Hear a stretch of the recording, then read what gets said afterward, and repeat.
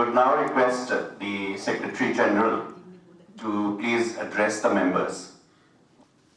Thank you, Umesh. Good evening, all of you. सबसे पहले तो मैं आप सबसे माफ़ी चाहता हूँ कि इस बार की मीटिंग जो है वो बहुत डिले हो गई और वो डिले कोई बहुत डेलिबरेटली नहीं थी, बट चांस ऐसा रहा कि जैसा आप लोग जानते हैं कि जो हमारे चेयरमैन होते रहे वो चीफ सेक्रेटरी साहबान होते रहे हैं। तो 29 जून को जो लास्ट मीटिंग हुई थी तो चीफ सेक्रेटरी हमारे जो उस समय चेयरमैन थे मनोज कुमार सिंह जी, वो 31 अगस्त को या 31 जुलाई शायद उनका रिटायरमेंट था। तो उसके बाद गोयल साहब ने चार्ज लिया उसका। तो गोयल साहब उसके बाद फिर बीमार पड़ गए और उनसे कम्युनिकेशन होता रहा, लेकिन कोई बात बन नहीं रही थी कि वो कब वापस आएंगे दिल्ली से और स्वास्थ्य लाभ करके और यहाँ लखनऊ रहेंगे। जब वो आए भी तो उनकी इतनी व्यस्तता रही कि उनसे कंसेंट नहीं मिल पा रही थी कि वो कब हमारे बीच में एज ए चेयरमैन आएंगे। और अभी भी स्थिति ये रही कि जब उनको बताएगा कि हम लोग ने एट लास्ट उम्मीद में 21 दिसंबर रखी है और काफ़ी लोग बाहर हैं, लेकिन चूंकि अब 25 को चीफ प्राइम मिनिस्टर आ रहे हैं और असेंबली चल रही है, तो उनकी व्यस्तता के चलते उनकी कंसेंट हम लोगों को नहीं मिल पाई।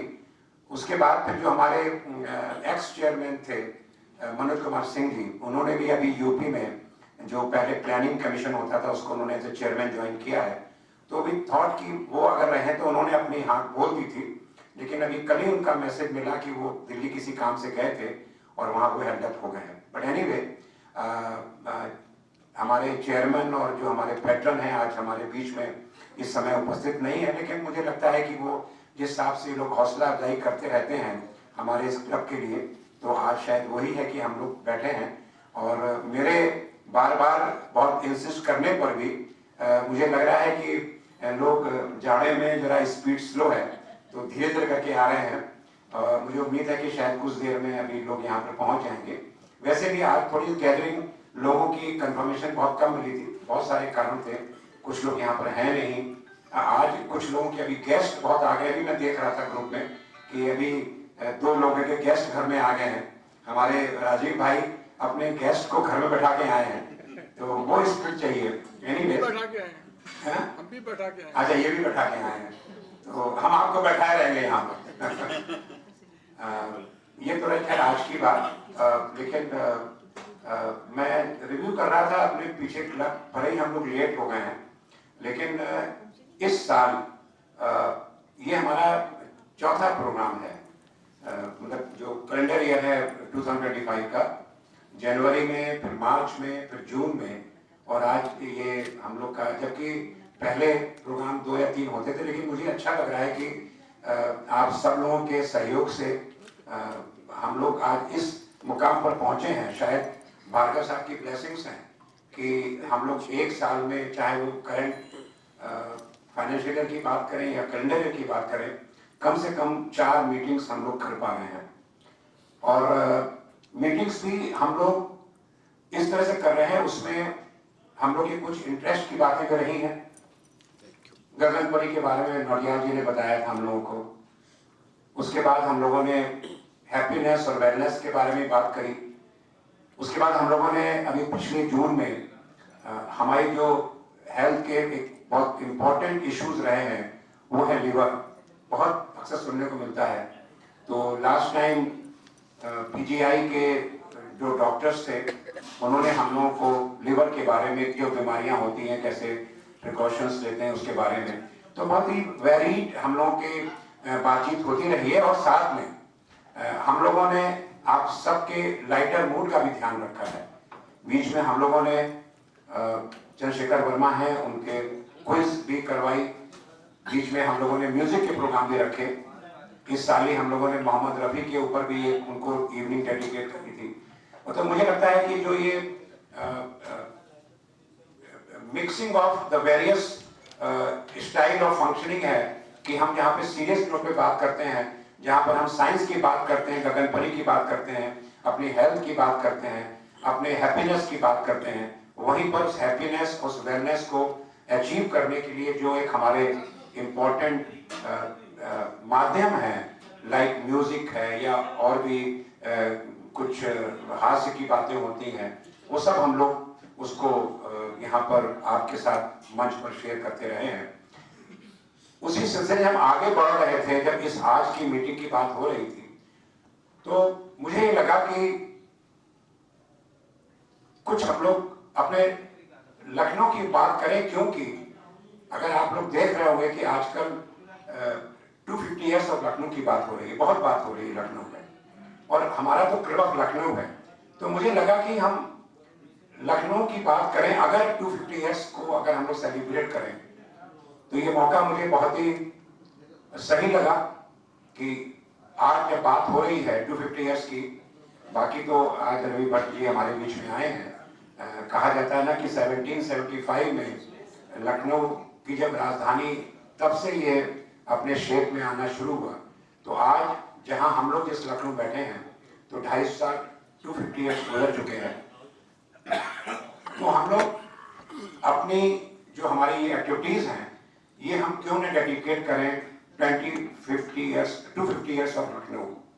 तो मैंने रवि भट्ट जी से रिक्वेस्ट करी कि लखनऊ के बारे में हम लोग बहुत जानते हैं, यहाँ के इमामबाड़े को जानते हैं, पक्का पुल जानते हैं, टीले वाली मस्जिद को जानते हैं, दिलकुशा जानते हैं। क्योंकि भट्ट जी को मैं बहुत सालों से जानता रहा हूँ, बहुत करीब से इनको सुनता रहा हूँ, इनको पढ़ता रहा हूँ। मुझे लगा इनके पास वो किस्से भी होंगे जो हम सब लोगों को बहुत फैसिनेट कर सकते हैं। अच्छा, ऐसा हुआ लखनऊ में, ये भी हुआ था क्या, यहाँ पर ये भी हुआ था क्या? तो वो जानने की जिज्ञासा जो मुझ में थी, तो मुझे लगा कि जब मुझ में हो सकती है तो हम और सब आप एक ही हैं, एक ही फ्रिक्वेंसी पर सोचते हैं। तो आप लोग भी अगर उन बातों को सुनेंगे तो ये हमारे लिए ज्ञानवर्धक होगा, एनलाइटनिंग होगा। तो मैंने रिक्वेस्ट करी तो इन्होंने बहुत सहज स्वीकार कर लिया और आज रवि भट्ट जी हमारे बीच में हैं। हम उनसे वो किस्से सुनेंगे। अक्सर आप देखिए उन किस्सों की झलक आपको टाइम से उन्हें मिलती रहती होगी। अक्सर ये बड़ी अच्छी अच्छी बातें निकाल के लाते हैं जो हम लोग को लगता है अरे अच्छा ऐसा हुआ था, उस जमाने में रिश्वत चलती थी, उस जमाने में भी बेटे के लिए ये कर देते थे लोग।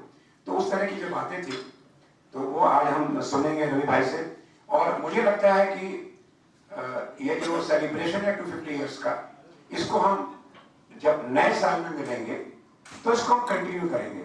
और मैं आज आप सबके सामने चंद्रशेखर वर्मा बैठे हैं, तो मैं इनसे रिक्वेस्ट करूंगा कि ये हम लोग को पढ़ के कि हम लखनऊ में इतने साल से यहाँ रह रहे हैं, हम क्या जानते हैं लखनऊ के बारे में। तो नए साल में जब हम बात करेंगे तो कुछ लखनऊ को और भी किस्सों से जोड़ेंगे, कुछ गाने से जोड़ेंगे, कुछ म्यूजिक से जोड़ेंगे, ताकि जो आज हमको पूरे अतीत में अच्छी बातों के बीच में ले जा रहे हैं, तो उस समय हम वर्तमान भी जिएंगे कि हम कितना जानते हैं लखनऊ के बारे में, या हमारा जो यहाँ की जो म्यूजिक है, जो और भी चीजें हैं, उनसे हम कितना आमने सामने हो सकते हैं। तो मुझे लगता है कि इससे हम रवि भट्ट जी हमारे बीच में हैं। मैंने बहुत ज़्यादा समय ले लिया और एक बात और कहना चाहूँगा कि इस बीच में हमारे साथ कुछ मेंबर्स भी जुड़े हैं, तो उनका मैं आज शायद लोग आ भी नहीं पाए हैं। आज परिमल द्विवेदी जी हमारे बीच में हैं, बहुत ही ये अभी नए जुड़े हैं और इनका परिचय सकता हूँ कि जब आप इनके सानिध्य में आएंगे तो आपको एक बहुत ही आध्यात्मिक पुरुष से आपको लगेगा, और हैं भी बहुत आध्यात्मिक प्रवृत्ति के, और ये ऐसा इनको लगता है जब बातचीत करते हैं। और इनके साथ एक और अलग खूबी ये है कि जो इंडिया बुक ऑफ रिकॉर्ड्स है या एशिया बुक ऑफ रिकॉर्ड्स है, आपके ये आप लोकल उसके रिप्रेजेंटेटिव भी हैं, तो कोई रिकॉर्ड बनाइए अगर आप लोग, तो इनके माध्यम से आप गर्व हो जाएंगे। क्लब लखनऊ क्या रिकॉर्ड बनाएगा, लेकिन आप सब लोग जो हैं वो यहाँ पर हमारे बीच में हैं ये, और हमारे बीच में लोग आते जा रहे हैं। तो मैं ज़्यादा समय नहीं लेता हूँ और अब मैं वापस उमेश भाई को माइक देता हूँ कि आगे की जो कार्रवाई है उसको आगे ले चलें। और अगले साल, हाँ एक चीज़ और मैं माफ कीजिएगा उमेश भाई, ये बताइए कि नया साल आ रहा है, ये भूल जाइए आज 21 दिसंबर है और समय, आप लोग नए साल में कितना जल्दी मिलना चाहेंगे? 10 जनवरी तक। हमने वैसे 11 जनवरी ब्लॉक करा रखी है यहीं पर। वेरी गुड, बिल्कुल रख लीजिए। अगर बहुत सर आइए मिश्रा जी, आइए आइए सर स्वागत है आपका। आइए 11 जनवरी रख दीजिए, बहुत अच्छा दिन है। बताइए भाई 11 जनवरी शुड बी गो है? तो ठीक है, मैं बहुत घबरा रहा था कि 11 जनवरी कहीं बहुत जल्दी ना हो जाए। हालांकि मेरे लिए बड़ी मुसीबत की बात है क्योंकि काफी एक्टिविटीज है, लेकिन आप सबके साथ जब होते हैं तो सब भूल जाते हैं। तो 11 सिंह साहब 11 जनवरी ओके हो गया है, तो मुझे लगता है कि 11 जनवरी में और भी लोग होंगे, तो जो हमारी क्लब ऑफ लखनऊ की जो वार्मथ है जिससे हम लोग जाने जाते हैं और उसकी वजह से लोग हमसे जुड़ना चाहते हैं। तो बहुत आते हैं मेरे पास कि साहब एक बार हम आए थे आपके यहाँ, हमको मेंबर बना लीजिए, हम आना चाहते हैं। एक तो बात हो गई 11 जनवरी की। गुलाटी जी वो अनिल जी आए क्या? बिल्कुल आए हैं। अच्छा, एक बात, अनिल पूरा अनिल मेहता जी हमारे मेंबर हैं, अनिल मेहता जी, इनका एक ऑफर है आप लोगों के, नजर इन्विटेशन है। बहुत दिनों से मेरी इनकी बात चल रही थी, हरदोई रोड पर एरा मेडिकल कॉलेज के सामने, एरा से पहले आपका मारुति का वर्कशॉप है और बहुत बड़ी वर्कशॉप है। और इन्होंने कहा आप आइए, वहां पर खाने पीने का भी इंतजाम बहुत बढ़िया है। तो ये इन्होंने कहा कि कभी भी आप यहाँ के क्लब के जो हमारा हम लोग शाम को बैठते हैं किसी भी दिन में और जाड़े का टाइम है, तो आप लोग अगर वर्कशॉप जाके, मतलब बहुत ही मॉडर्न इन्होंने वहां पर व्यवस्थाएं कर रखी हैं, तो अगर आप लोग चाहते हो इन चल के देखें, इनको एनकरेज करेंगे, इनकी प्रीत होंगे कि आपने शहर में मारुति की इतनी बढ़िया वर्कशॉप खोल रखी है। और मैं अपनी ओर से कह दे रहा हूँ, अगर आपको गाड़ी धुलवानी हो अपनी तो आप चाय कॉफी पीजिएगा और गाड़ी धुलवा देंगे, किसी भी मेल की होगी, क्यों सर? तो उसके लिए लेकिन हमको पहले से हम आपसे बात करके, तैयार हैं आप लोग इनके धारा बोलने के लिए? हाँ, और बहुत दूर नहीं है, और let us have a change, और चल के देखें हम लोग कि हमारे बीच का एक आदमी है, वो मारुति की वर्कशॉप में कैसे क्या होता है। हालांकि सब लोग जानते होंगे, लेकिन हम लोग तो भाई, हम तो गाड़ी को पिकअप हो जाती है, सर्विस होके शाम को ड्रॉप हो जाती है। तो मैं तो बहुत कम गया हूँ, तो मुझे तो बड़ी खुशी होगी। मुझे लगता है कि आप सब लोग बहुत अच्छा लगेगा, और सबसे बड़ी बात खाने पीने का इंतजाम भी है वहाँ। अच्छा इंतजाम है। हाँ, पिकनिक हो जाएगी और एक वो हो जाएगी। और दूसरा एक प्लान और हम कर रहे हैं कि कोशिश कर रहे हैं, हालांकि साधना जी ने बहुत पहले ऑफर दिया था, लेकिन वो ऑफर बड़ा खतरनाक टाइप का था। मतलब 4 बजे उठ के 7 बजे ये ब्रेकफास्ट करा दे रही थी, और तो कई लोगों ने क्या, एनीवे तो थोड़ा दूर भी था इनका। तो आप सबसे मेरी रिक्वेस्ट है कि अगर आपकी निगाह में हमारे शहर के आसपास जो कि हम सब लोग mostly we are senior citizens, जो यंगर लोग हैं माफ कर देंगे रवि भाई, तो हम लोग को थोड़ा सा हो सकता है कि बहुत दूर जाने में दिक्कत हो, तो आसपास कोई अगर हम लोग ऐसा रिजॉर्ट देखें जहाँ पे दिन में हम लोग और पूरी फुल टॉस, इस उम्र में फुल टॉस मस्ती के साथ अगर हम लोग पिकनिक मनाने चले, तो मिलता है आप इसके लिए तैयार होंगे।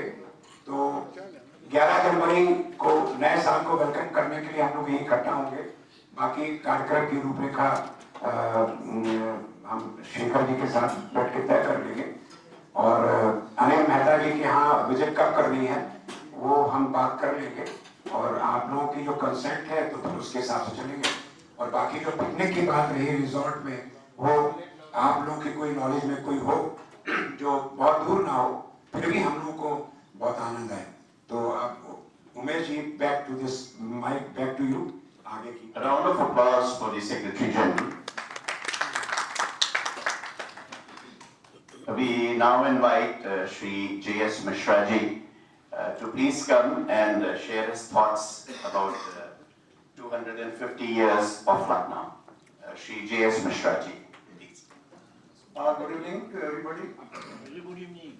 Thank you, sir. I think the most competent person in this gathering to speak about Lucknow is Ravi Bhatt Sahab. Ansari Sahab is sitting here, and every stalwart from the city, a member of the Club of Lucknow, is very well known what Lucknow is all about. However, if we go through that, I have very briefly seen the Gazetteer when I joined as District Magistrate Lucknow in August 1992 for the first posting. Then again I was District Magistrate in 97. Lucknow today as it stands, as is true with every city of antiquity and a city based in fertile land of Ganga and Jamuna, a city based on the bank of a major river. It has been a center of civilization and culture since beginning.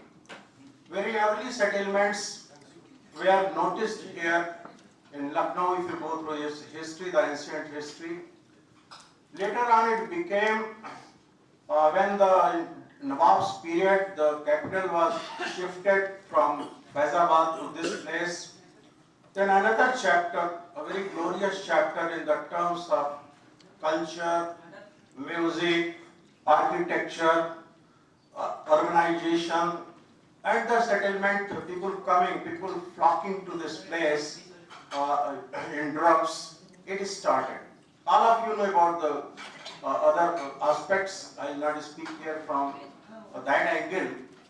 But we all, Lucknow in North India, as you know that later when the decline of Mughals started, then the commanders of Lucknow, or say the governors of Mughal Empire, who were posted here, they saw an opportunity to declare their independence, because in the later period, the king, the Basha, the emperor, the Mughal emperors, they were also depending on the military might of the commanders stationed at Lucknow. Later on, as you know, we are not encroaching that area today. That is Bhatt Sahab's domain today, and the evening is for him. That one of them declared his independence from them. It was Sadar Khalifa? Ghaziuddin Haidar, Ghaziuddin Haidar. 1819. Yeah. Also, he declared his independence, and later on, even the great scholars of India, who were generally stationed at Mughal capital, the empire's capital at Delhi, they also started, when they were unhappy little there, they marched towards Lucknow, and it became slowly and slowly, as you know today, it's considered to be a center of culture, literature, tahzeeb, etiquettes, and whereas during the evolution of time, many of the such cities in India and the world, they have lost their sheen, they have lost their importance, they have lost their value, they have lost their tradition. But it goes to the credit of Lucknow and many of the ancestors of the people sitting here as well, and many other people, that it has retained it. Today Lucknow stands for, a center of real culture, real etiquette, real manners, and real good mannerism, and even shairi, literature in Hindi, plays are these days, Gopal Sinha Sahab and the company, and a lot of people here who have given a great name to Lucknow. Let's pay our tribute and our respects to all of them, and my best wishes to all of you. Thank you very much. Good Very day. good, sir. A big round of applause for Shri Mishra ji. Lucknow has been a symbol of oriental splendor and a site for colonial conquest. Despite historical upheavals, the city's refined Indo-Persian culture, culinary legacy, and warm hospitality continue to draw visitors, preserving its unique soul. For 250 years, Lucknow has been weaving a spell of enchantment over foreign travelers. its ethereal beauty and timeless charm etched indelibly in the annals of history. Like a mesmerizing mirage, this ancient metropolis has captivated the imagination of artists, writers, and historians alike, its allure as irresistible as the gentle whispers of the past. Recent UNESCO Lucknow gastronomic rankings places the city second in India and among 7 gastronomic cities worldwide. This recognition celebrates Lucknow's rich culinary heritage that continue to thrive through innovation, community participation, and sustainable practices. And Lucknow, of course, offers a rich blend of history, culture, and architecture with so many must-visit attractions and so many eateries, which people come from all over just to have the taste over here. For Lucknow, the most beautiful part is the tehzeeb and tamiz, coupled with the fact that materialistic wealth show-off is not here. Instead, on display is the subtle intellect which is in abundance here in the city. In fact, one of my friends who had come in from Australia just last week, he went all by himself to Hazratganj for his shopping and doing whatever else. And this was a remark from him. He said, I was really fascinated, with the intellect which is in the air, and which is very good. So for me, having lived in Stanford, worked in Rotterdam, being posted over there, and in Mumbai, I find Lucknow is possibly the place which is best suited to me, and I can live here forever.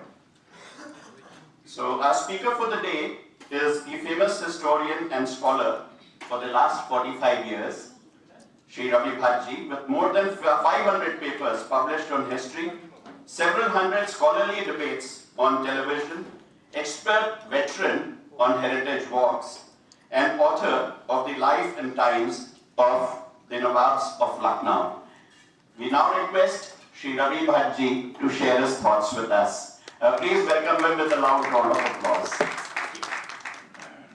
मैं कुछ बोलूं उसके पहले सबसे पहले मैं शुक्रिया अदा करना चाहता हूं गोपाल भाई का, क्लब ऑफ लखनऊ का, और मैं नेम से जो अब नहीं रहे रवि भार्गव साहब का।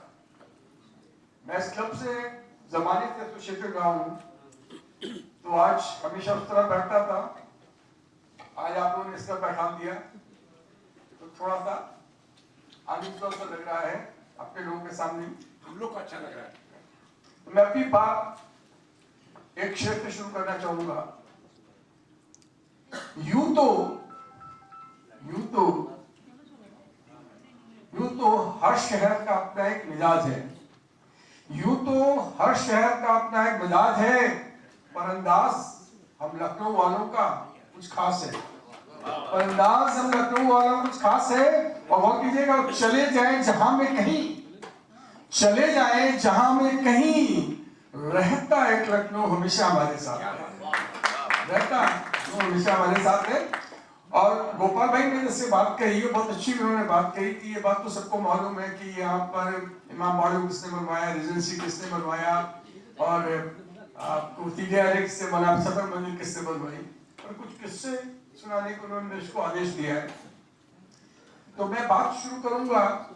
देखिए, number one, whenever I talk about the history of our, invariably I talk in the perspective of Indian history and at times international history. I don't treat the history of our as a regional history, which most of the historians they do when they write for a particular area of a history. Number one. So maybe I'll keep on sprinkling the different quotes from the Indian history and international history, right? That's.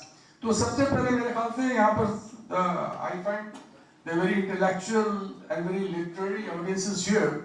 So I'll start with a very well-known name, household name in literature, especially Urdu poetry.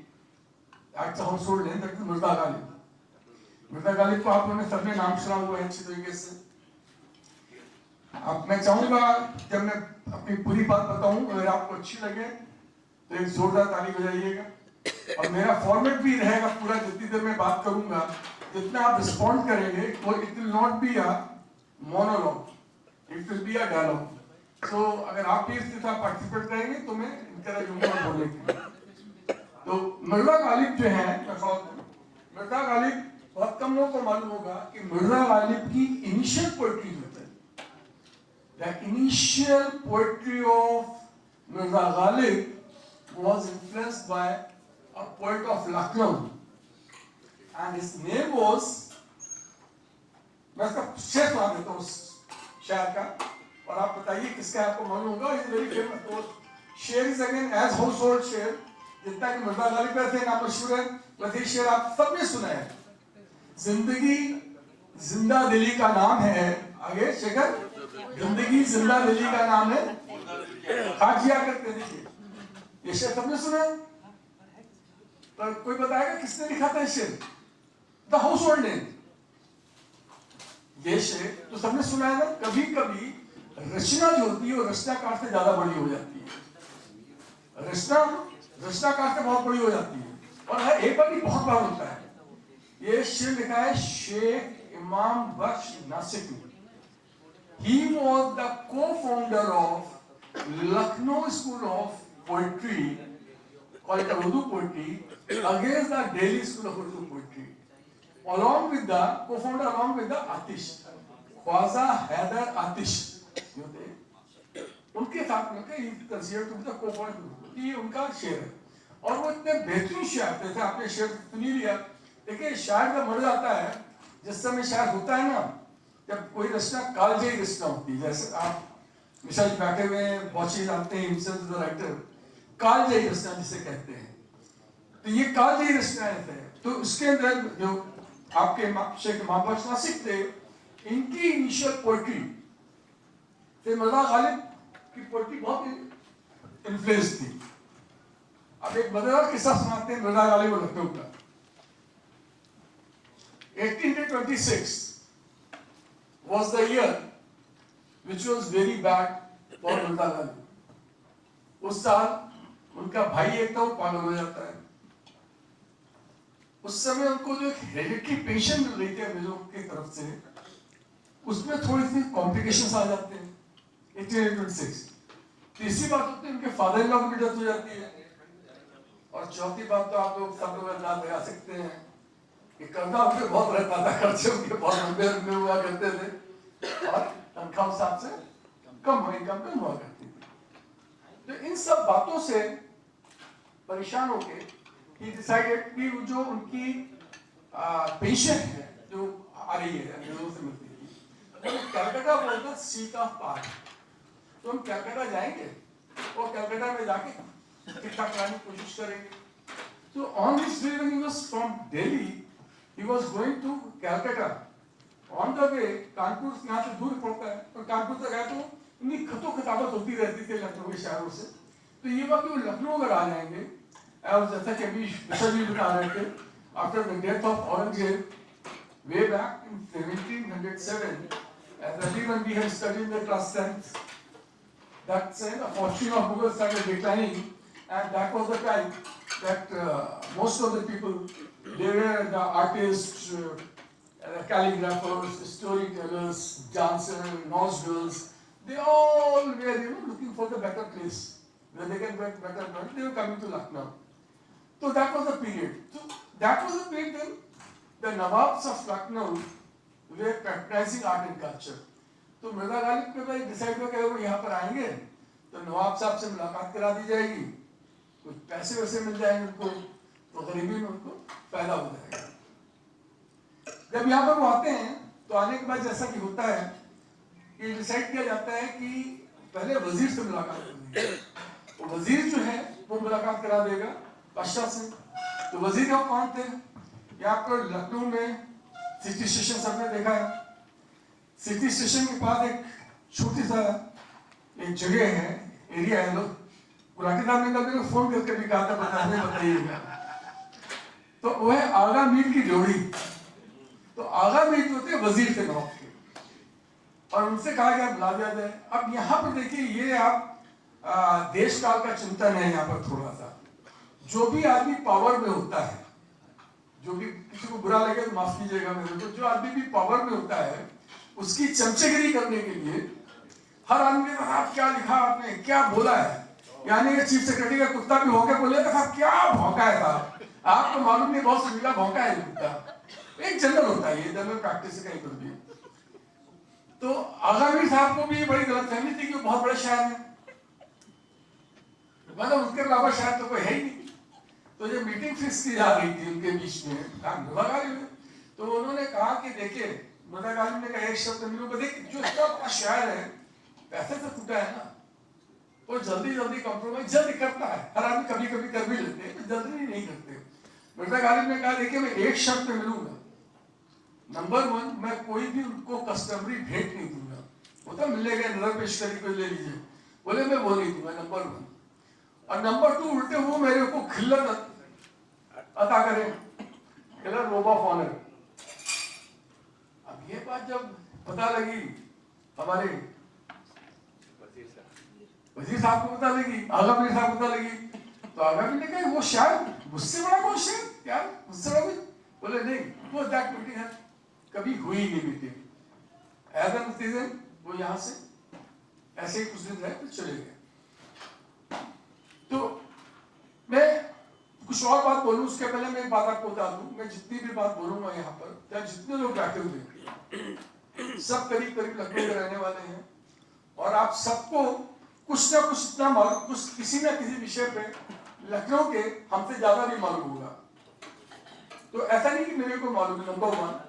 और number 2 बात मैं बोलूंगा कि जब मैं कभी भी कोई आपको किस्सा बताता हूँ, इस टाइप वाले किस्से का हो, पर that's the hard factor history, और हिस्ट्री के भी मैं वो फैक्ट्स लेता हूँ जो कि इसमें ज्यादातर हिस्टोरियन एग्री करते हैं।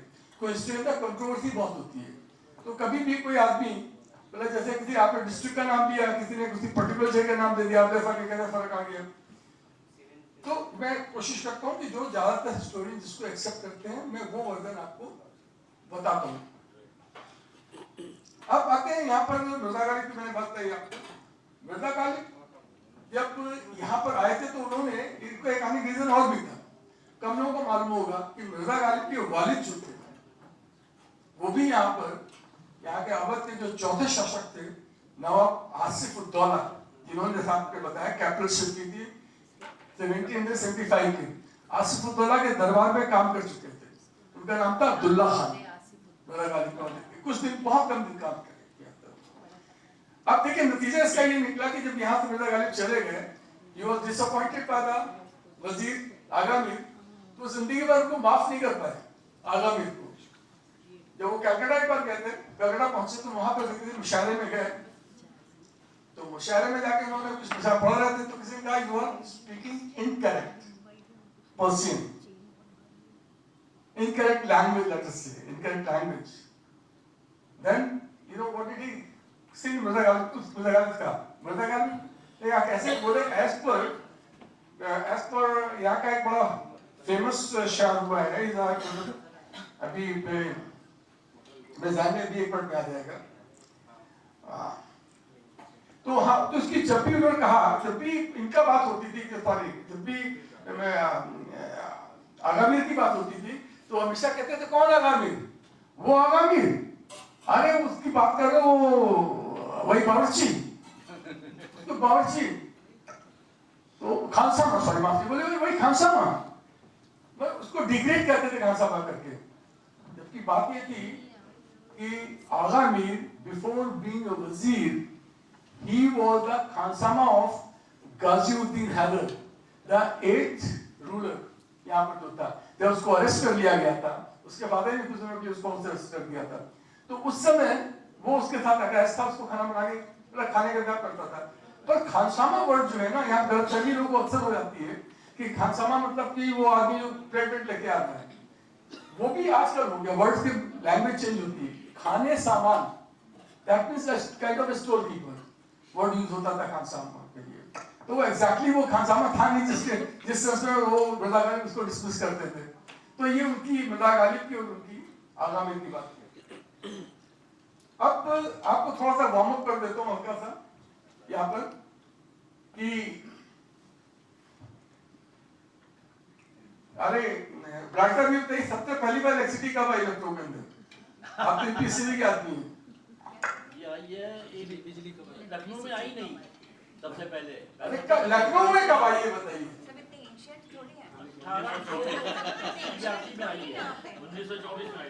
नहीं चलिए अब चलिए अब आप सोचिएगा, बताइए, मैं तो बता दूंगा आपको।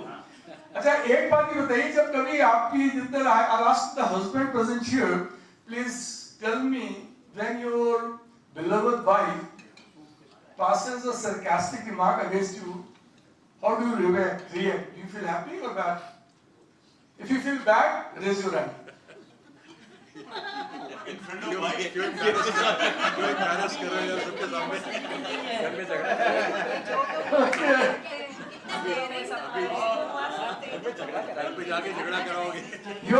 Your smile and laugh, they have expand everything. See, एक आपको इस बात को जान के ताजुब होगा कि ये जो जैसा कि अभी आप बोल रहे 1819 की बात, 1819 के बाद ये इंडिपेंडेंट कंट्री हो गया था टेक्निकली, अब कंट्री। तो मैं अभी आपका बात करता हूँ, ये जो कंट्री बना था इसके पीछे एक वाइफ का रिमार्क था अगेंस्ट हर हस्बैंड, जिसकी वजह से बना था। तो कभी आपकी वाइफ आपके अगेंस्ट रिमार्क पास कर गई, समझिए it is good for your career. अब मैं बताता हूँ कैसे। ईरान, एक देश country Iran, everyone knows, Iran में देश province known as Khorasan. Khorasan के अंदर एक शहर है जिसका नाम है निशापुर। निशापुर का नाम लोग कम जानते हैं, लेकिन निशापुर बहुत ही इंपॉर्टेंट शहर हुआ करता था ईरान का बिफोर 1221, जब चंगेज खान की फौजों ने उसको कत्लेआम कर दिया था वहां पर। ओलंपिक क्यों करा था? 1221 के अंदर करा था, तो बर्बाद हो गया था। और वहीं का just to connect you with Nishapur, Nishapur is the place जहां से उमर खयाम आता था। उमर खयाम का आज भी बहुत बड़ा मौसोलियम वहां बना हुआ है। और उमर खयाम इस बहुत सिल्क रूट और बहुत ही उन्नत शहर हुआ करता था। तो वहां पर एक साहब रहते थे, उनका नाम था मीर मोहम्मद अमीन। इसका कीवर्ड इन द आपकी जो अवध हिस्ट्री है उसका ये कीवर्ड है मीर मोहम्मद अमीन।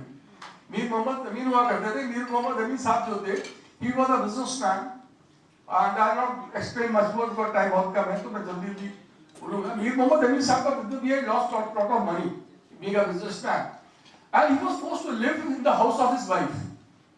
When he was living there, all the wives present here, they will vouch for it कि no self-respecting wife will like that her husband stays on the money of her father.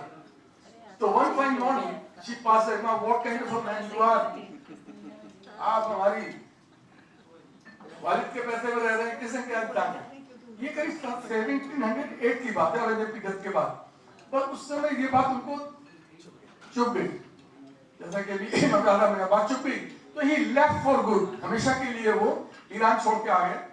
Iran छोड़ के आते हैं। This was the time when the ruling class of Iran was not treating the nobles very well. As well, people were migrating, already migrating. इनके father और भगत पहले भी आ चुके थे, इंडिया में ऑलरेडी आ चुके थे। ये यहाँ पर आता है, पटना पहले पहुँचता है, cook cut story long shot, he works for different regional chieftains. और रीजनल चिफ्टेंस से काम करने के बाद में अल्टीमेटली यदि आप छोटी कंपनी में काम करते हैं, फिर चाहते हैं ना बड़ी कंपनी में काम करें, तो he too wanted to work for the Mughal king. तो मुगल किंग उस समय गद्दी पे बैठा हुआ था वहां पर, फर्रुखसियार उसका नाम था। फर्रुखसियार वाज अ पर्सन, और उस समय इंडियन हिस्ट्री के आप लोगों को थोड़ा सा आप लोगों का पर्सपेक्टिव लीजिएगा। There were two brothers, Syed brothers, Abdullah Khan and वहां पर थे हुसैन खान और हसन खान, दो लोग थे। Syed brothers Indian history, they are known as kingmakers. And when आप जब यहाँ से जाइएगा तो carry this information with you, very rare information. They were so strong in the court. They were changing the kings, and way back in 1819 is the year, they had changed 5 emperors, 5 kings in Delhi. एक कोटा है, दूसरे को बैठा देंगे। First was the Farrukhsiyar, second was the Rafiuddollah, third was the Rafiuddollah, fourth was the Nekusir, and fifth was the Ibrahim. And last जो था ये नाम आपको अजीब से लग रहे होंगे, लगेंगे, मेरे को मालूम होगा कि मेरा काम ये है। अब मैं 6 नाम जो लूंगा, आप में से ऐसा कोई नहीं होगा जिसको उसका नाम नहीं मालूम होगा।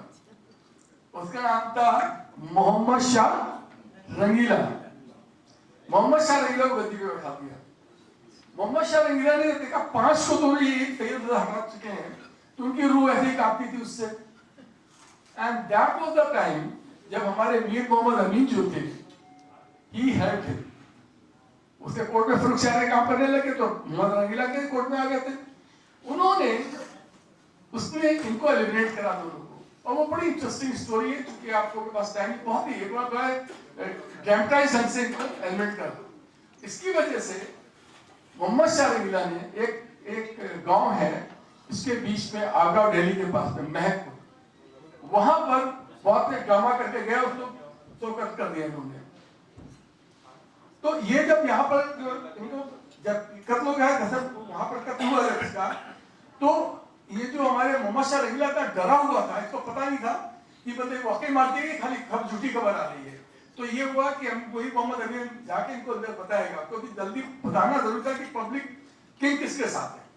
तो ये उसके हरम में against all the etiquettes and manners shawl डाल के और उसकी गर्दन लेके अंदर जाता है, और मोहम्मद शाह रंगीला को रियली लिफ्ट करके अपनी गोद में बाहर लेके आता है, और उसके बाद में हाथी पे पूरा जुलूस निकलता है। तो इस बात क्लियर कि भाई उनकी डेथ हो गई है, Mohammad Shah Rangila comfortable.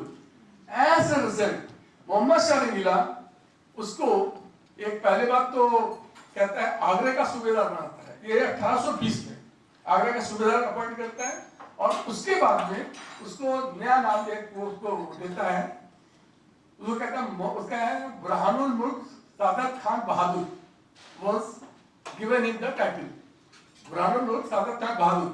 In the history you find most of the time any history अगर हिस्ट्री पढ़े तो आपको सादत खान का ही जिक्र मिलेगा, मीर मोहम्मद अमीन का भी नहीं मिलेगा, बुरहानुल का कम मिलता है। तो 1820 में वहां थे, लेकिन आप देखिए मजे की बात, जब 1820 में बन जाते हैं परिवर्तन, जब कभी आपके कैरियर के अंदर देखिए, अभी आप खुश हुई, आपकी बीवी अगर मार्क पास कर रही तो हो सकता आप भी कुछ बन जाए, और जब कभी आपका बॉस आपको डिमोट कर दे तो भी सोचे इट्स गुड फॉर यू। 1820 में जब ये वहां पर होता है, तो वहां पर होने के बाद में he could not control the Jats of that area. वहां के जाट थे, तो आगरा उसके आसपास के जाट इतनी स्ट्रॉन्ग थे कि और तो और छोड़िए, औरंगजेब के टाइम पे, द टाइम ऑफ औरंगजेब जो थे, will you believe it, a rare fact when you leave this place carried with you, Aurangzeb के टाइम पे उन्होंने वहां पर जो अकबर की कब्र थी, अकबर की कब्र कहां थी? सिकंदरा। देखिए सही ने बताया, ऐसा अच्छा लगता है ना वहां बोलते, सिकंदरा के अंदर उन्होंने रेड किया था, और अकबर की वहां सारे प्रेशर स्टोन तो सब निकाल ही लिए, दरवाजे उसके उखाड़ ले गए। इतना ही नहीं किया, उन्होंने अकबर की कब्र खोदी, उसकी हड्डियां निकाली, नाम था राजा राम जाट जो उसका था, उसके फादर का नाम था गोकुल जाट था। राजा राम जाट ने निकाली और सारी हड्डियां अकबर की जला दी। तो सिकंदरा में जो अकबर की कब्र है, उसके अंदर आज भी अकबर की हड्डियां नहीं है, और एक कब्र लखनऊ में भी इसको हम बताएंगे, उसके अंदर उसकी हड्डियां नहीं, सब लोग जानते हैं, बड़ी मशहूर कब्र है। तो उसके बाद तो जब वो नहीं कंट्रोल कर पाए, तो हमारे भी मोहम्मद अली साहब जो पहली बार बने थे किसी सूबे के सूबेदार, कहां से कंट्रोल कर लेते? As a result he was demoted, और आगरा से हटाकर उनको भेज दिया गया अवध। अवध में आते हैं यहाँ पर फैजाबाद, जिसका एक नाम है बंगला भी कहते हैं, बंगला को कहते हैं, जो भी रूरल एरियाज के यहाँ के लोगों को मालूम होगा, वहां पर वो आए। तो वो है 1722 में, 1720 में वहां बनाया गया था उनको आगरा का, 1722 के अंदर यहाँ पर ये आते हैं। और 1722 की थोड़ी मजेदार बात हम लोग बता दें, 1722 the same year Ahmad Shah Abdali पैदा हुआ था। वो कैसे उसकी यहाँ पर आया था, कैसे लखनऊ के नवाब से उसका हुआ, पता एक मिनट बताता हूँ। 22 की बड़ी मजेदार स्टोरी लखनऊ से एसोसिएटेड है, थोड़ा आप देखिए। 1722 द सेम ईयर जबकि कैपिटल शिफ्ट हुई थी इलाहाबाद से लखनऊ। 1722 द सेम ईयर जब आपकी विधानसभा की नींव पड़ी थी। 1722 द सेम ईयर जब गवर्नर बना था। 1722 is the same year when prince of Wales आया था सेकंड पार्ट में। 1722 के अंदर केडी सिंह बाबू पैदा हुए थे। 1722 sorry I am really sorry not 22 I am really sorry I am really sorry 1900 1922 के अंदर कैपिटल शिफ्ट हुई थी और 1900 दो ब्यूरोक्रेट्स यहाँ बैठे थे, will watch for me. Mishra ji बैठे हैं, सारे साहब बैठे हैं। 1922 के अंदर ही फर्स्ट टाइम इंडिया के अंदर इंडियन सिविल सर्विस का एग्जामिनेशन हुआ था इलाहाबाद के अंदर। Am I right, sir? Am I right? पहली बार 1922 इंडिया में पहले हुआ था, उसके पहले लंदन में हुआ था। जी, इसके पहले हम लंदन में जाते थे, यहाँ पहली बार हुआ था। और ये भी इसलिए हुआ था कि ये एक्सक्यूज यहाँ के दिया गया, तो वहाँ बिल्डिंग बहुत अच्छी बड़ी है, आसानी से हो जाएगा। तो एक हर स्टोरी के पीछे बहुत लंबी कहानी है, तो मैं नहीं जाऊँ डिटेल्स में। तो वो 1922 के अंदर आपका जी 1922 के अंदर रिपीट, जैसे कि वो कैपिटल शिफ्ट हुई थी 1922 के अंदर ही चौरी चौरा कांड हुआ था, जिसके अंदर की असहयोग आंदोलन जो था उसको सस्पेंड कर दिया था गांधी जी ने बिकॉज ऑफ द वायलेंस। 1922 के अंदर था, मैंने बताया वो आपको कैपिटल शिफ्ट 1922 गबा झाला बना। 1922 केटी सी बाबू पैदा हुए थे। 1922 लखनऊ यूनिवर्सिटी कितने पढ़े लिखे हुए हैं, कितने लोग लखनऊ यूनिवर्सिटी पास हो गए? 1922 के अंदर पहला कन्वोकेशन हुआ था लखनऊ यूनिवर्सिटी का, और 1922 के अंदर आईटी कॉलेज बनकर तैयार हुआ था। 1922 के अंदर चलिए इंडियन हिस्ट्री बता देते हैं आपको, भीमसेन जोशी पैदा हुए थे। 19 उसके 2 साल बाद 1924 के अंदर पैदा हुए थे आपके तलत महमूद पैदा हुए थे लखनऊ के अंदर। ये 1922 की बात है। अब लखनऊ की थोड़ी सी क्योंकि डेट्स की बात आ रही है तो थोड़ा सा इसको और आगे बढ़ाते हैं। 1911 के अंदर यूपी का करीब पहला पिक्चर बना था। वो मालूम क्या था? लखनऊ का पिक्चर बना था, करीब यूपी का ही पहला पिक्चर था। पहले क्या? लखनऊ का पहला पिक्चर हॉल 1911 में बना। Any idea? कैंटोनमेंट नहीं मेहरा नहीं एब्सोल्युटली राइट। मेरा अब ठीक है, ताली में ही जोड़ा नजर आती है। आपकी बात के लिए मेरा होता है। उसका पहला नाम था पोर्सेटर, उसके बाद उसका नाम हुआ था कोहिनूर, उसके बाद फिर मेरा हुआ 1911 के अंदर ही केजेमसी में पढ़ाई शुरू हुई। 1911 के फर्स्ट बैच पास आउट हुआ था। फर्स्ट बैच पास हुआ 16 1905 में फर्स्ट केजीएमसी। आप चेक करिए। maybe अगर I like to be correct, नहीं आई मे बी रॉन्ग। नहीं I would like to be corrected भाई, उसमें क्या है, ऐसा में था 1911 जो था उसके अंदर आर्ट्स कॉलेज शुरू हुआ था। इंडिया में 4 आर्ट्स कॉलेज शुरू हुए थे, उनमें से एक था 1911 में ये हुआ था। 1911 का आपके जो यहाँ पर आपको फायर ब्रिगेड हजरत में देखते हैं, जो फायर ब्रिगेड है उसके अंदर एक बहुत बड़ी मिलिट्री गाड़ी खड़ी हुई है, मैरी वेदर मेकर, वो भी 1911 मॉडल है। और इंटरनेशनल लेवल पर अगर इंडिया लेवल पे जाइएगा 1911 के अंदर कैपिटल शिफ्ट हुई थी कलकत्ता से दिल्ली। ओके। इंटरनेशनल लेवल पे जाइएगा 1911 के अंदर एक बहुत फेमस पेंटिंग है, आप सबको बहुत पसंद है, मोनालिसा। वो चोरी हुई थी 1911 के अंदर, चोरी हुई थी जी। उसकी बड़ी इंटरेस्टिंग कहानी, क्यों चोरी करी गई थी और चोर ने एक्सप्रेशन क्या दिया था चोरी का। सही बात चोरी थी। तो अब मैं इधर आ रहा हूँ 22 के बारे में। ये जो चंद्र मौर्य का एम्पायर भी 322 में शुरू हुआ था, कुछ 321 कहते हैं, कुछ 322 के अंदर शुरू हुआ था। और एक बहुत फेमस नाम है जो फौज से रिलेटेड पे आदमी यहाँ पर है। किसका? फौज से रिलेटेड पे आदमी यहाँ पर है। फौज आर्मी से कोई आदमी आर्मी बैकग्राउंड का एक साथ एक 1622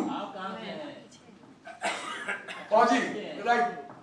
you are from the army ex. NDA के अंदर एक वो एनडीए के अंदर एक गोल्ड मेडल है, वो एक साहब के नाम जाता था लक्षित बोरफुकान। लक्षित Borphukan was a person, he was born in 1622 and he was the one who had defeated the army of Aurangzeb. तो 1622 सराय घाट की बैटल थी, बैटल ऑफ सराय घाट के अंदर। अभी अब थोड़ी सी बात कर लें लिटरेचर की। जैसे मैंने हर आदमी को लगता है मेरे यहाँ का लिटरेचर बहुत अच्छा है। मैं स्पेशली यहाँ पर जितनी फीमेल्स उनको बताना चाहूंगा, रेखता के मतलब किसी को मालूम है यहाँ पर? कौन को पता है रेखता के मतलब क्या होता है? बिल्कुल ठीक है। रेखता पहले till the end of the 19th century the word was used रेखता only, Urdu नहीं होता था। उसके बाद में फिर उर्दू शुरू हुआ। एक वर्ड याद करिएगा यहाँ से जब जाइएगा, मैंने आपको 2-3 बातें बताई, 19 वाली बात मैंने आपको बताई, 1719 याद रखिएगा जब यहाँ से जाइएगा, क्योंकि जब आप यहाँ से जाएं you should take back something, है ना। एक मैंने और आपको बताया था, और एक ये भी आपको यहाँ से लेके जाइएगा।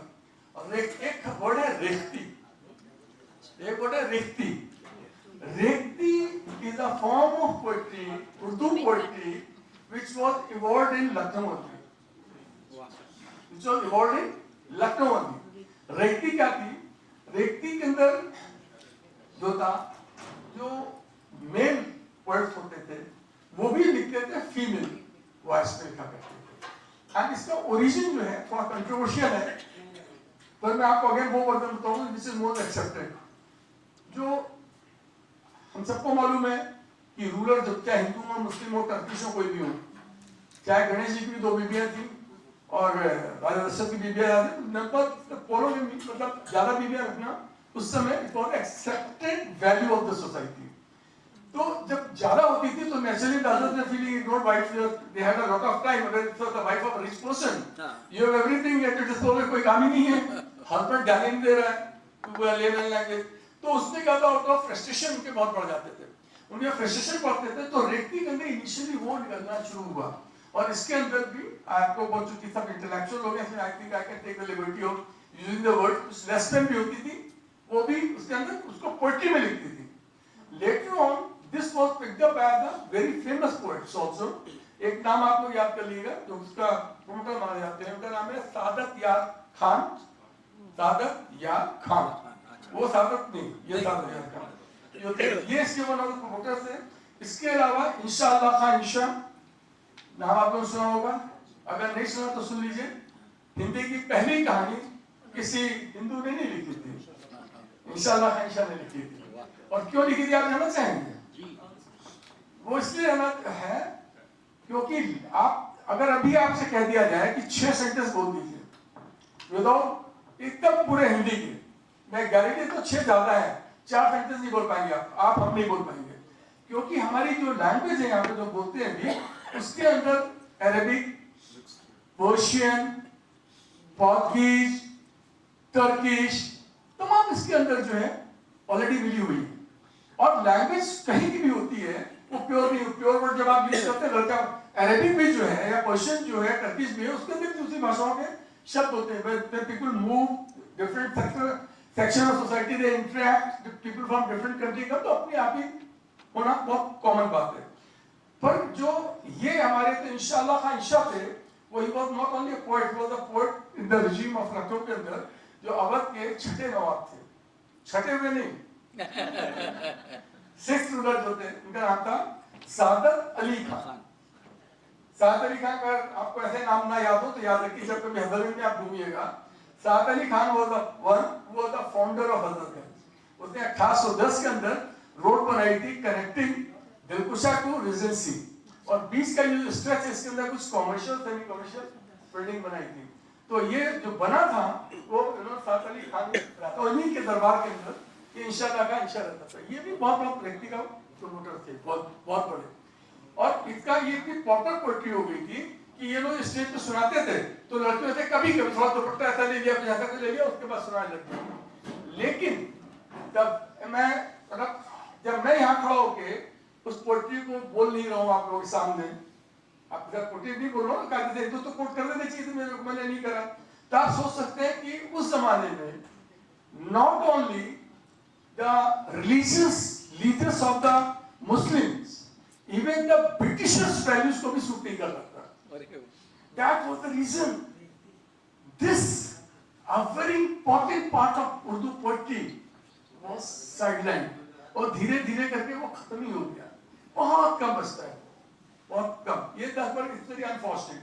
आज से 200 साल के बाद लोग कहेंगे इतनी बढ़िया क्रिएटिविटी चीज थी, जब शायद हम लोगों की इतनी वैल्यू खुद जाएगी कि हमको ऐसे दर्द सुना सके आपको, तो रेख्ती लगते हो। इसके अंदर बहुत बड़े बड़े शब्द हैं, और आप कभी वेबसाइट पे भी जाइएगा रेख्ता के, तो उसमें भी जाइए, उसमें भी आपको इसमें डिटेल्स बहुत, मैंने इस पे लिखा भी है, एनबीटी दिल्ली के अंदर मैंने इस पे आया हुआ है। पोएट्री की दूसरी बात जो है यहाँ पर, मैं पोएट्री थोड़ी बात और बोलूं पोएट्री पे। बिल्कुल करिए। एक आप लोगों ने एक नाम सुना होगा, मोहम्मद रफी का नाम कितने लोग सुना है? जिसने नहीं सुना ये कोई और मोहम्मद कौन थे मोहम्मद रफी? कौन थे मोहम्मद रफी? अभी अहमद फिरवई नहीं, कुमार नवाब कोई नहीं। एक बहुत फेमस पोएट है, आपने अब मैं बोलूंगा आपके हमने नाम सुना होगा, सौदा। सौदा का पूरा नाम था मोहम्मद रफी, मोहम्मद रफी सौदा। वो आर्मी में भी रह चुके थे, आर्मी में भी उन्होंने काम किया। The first major poet who had come to our he was Arzoo, और उसके बाद भी तमाम लोग आने लगे। अब आप देखिए यहाँ की जो लखनऊ की जो सबसे खास बात इस पे कि हम सब नाज करते हैं, आज नाज करते हैं लोग।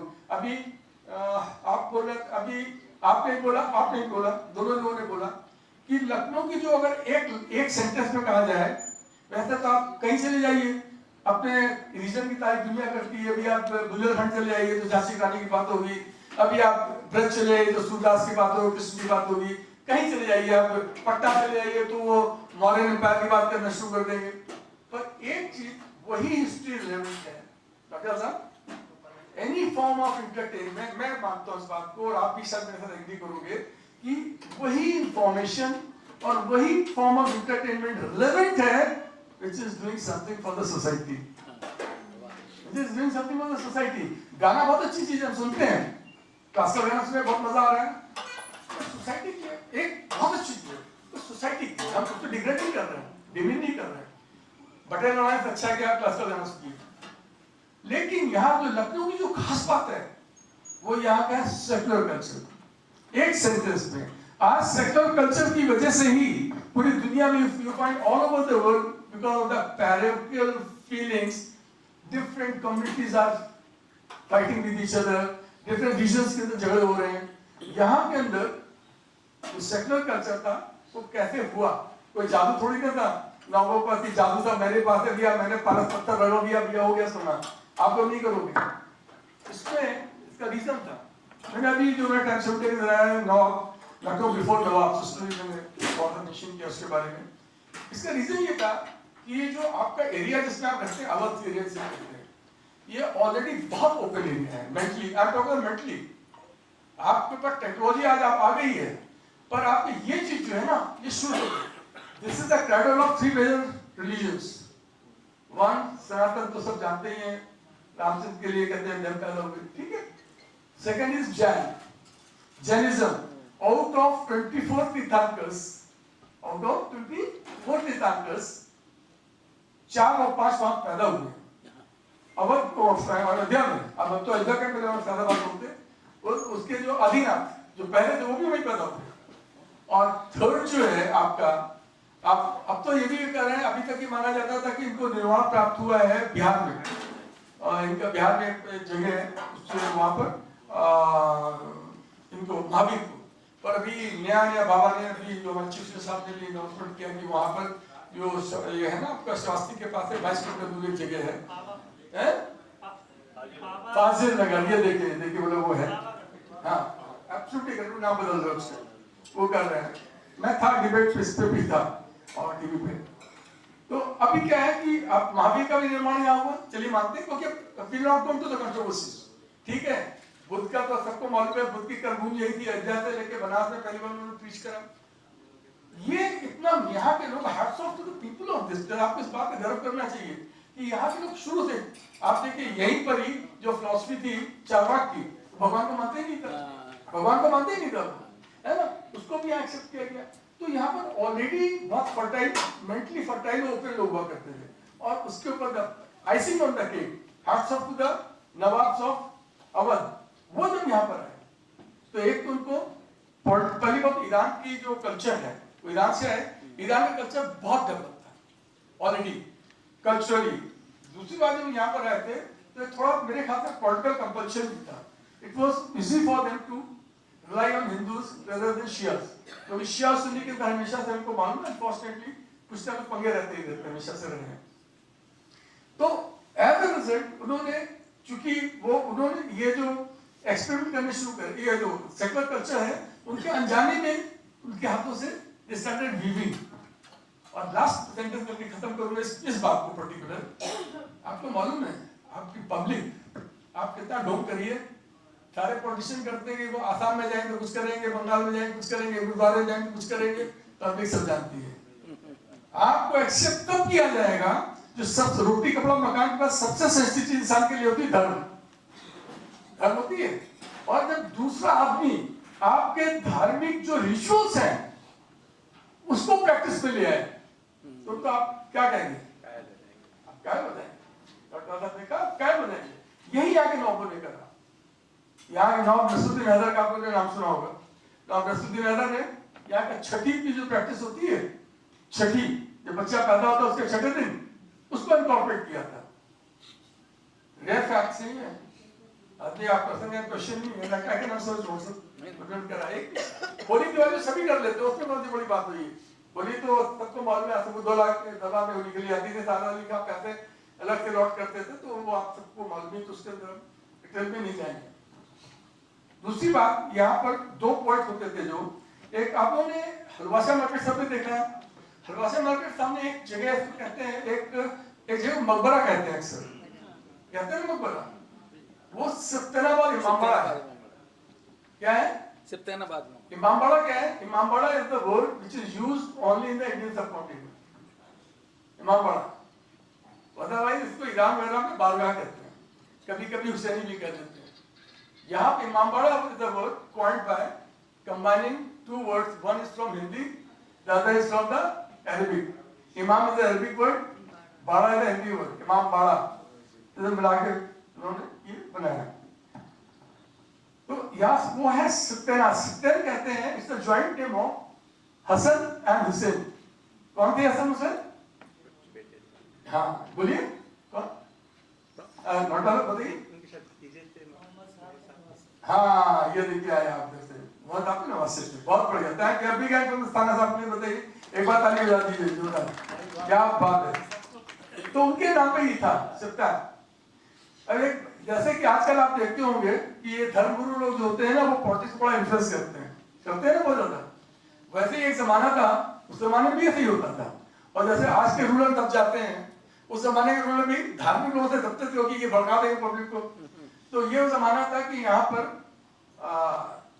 2 लोग थे, उन्होंने डिक्लेयर कर दिया जिहाद। एक का नाम था मौलवी अमीर अली, ये शिया था, और एक था अब्दुल रज़्ज़ाक, ये तो सुन्नी फ्रंगी में थे। The word is फारंगी।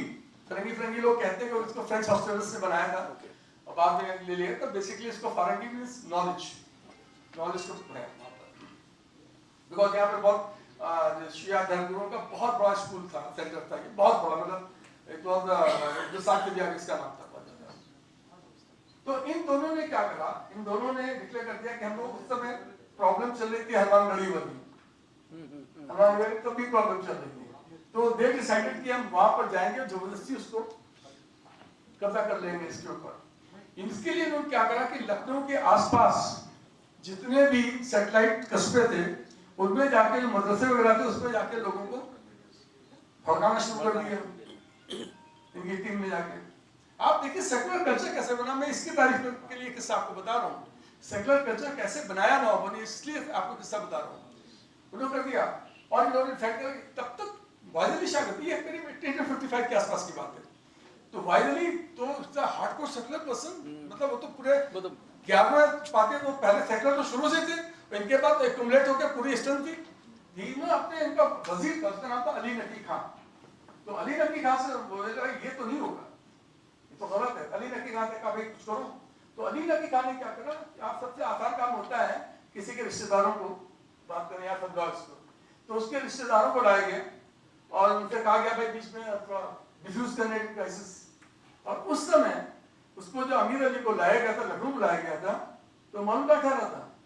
वो ठहरा था आपके ये उसको ठहराया गया था सत्रहवां इमाम उसको ठहराया गया। उसकी एक इंपॉर्टेंस ये इमामबाड़े की है। दूसरी इमामबाड़े की इमाम तो पहली बार 2 मरसिया गो अनीस और दबीर अपने टाइम के बेहद मशहूर थे। पूरा लखनऊ तो उसको पढ़ते था, कुछ कहते हैं दबीर अच्छे हैं, कुछ कहते थे अनीस अच्छे हैं, जैसे कोई कहता है किशोर कुमार अच्छा गाते हैं, बटा हुआ था।